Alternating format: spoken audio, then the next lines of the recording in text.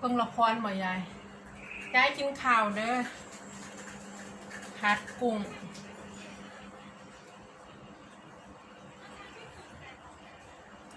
สวัสดีจ้าเพื่อกินข้าวน้ำปลาเนี่ยผัดกุ้ง7-8 ตัว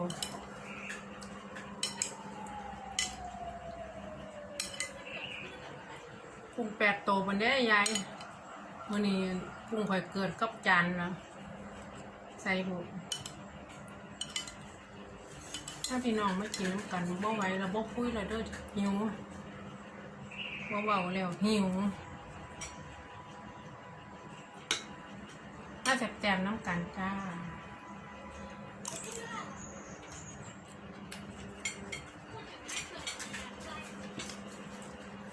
ผัดกุ้ง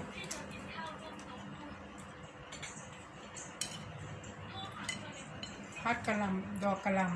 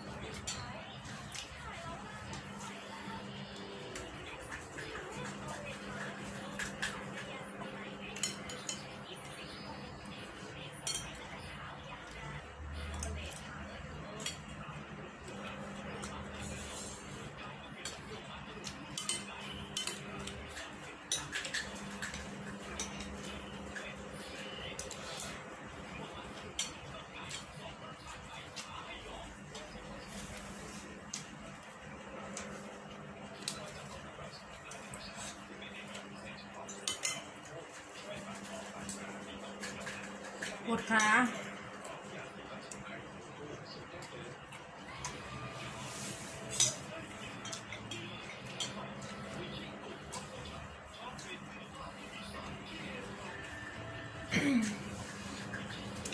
ปวดขา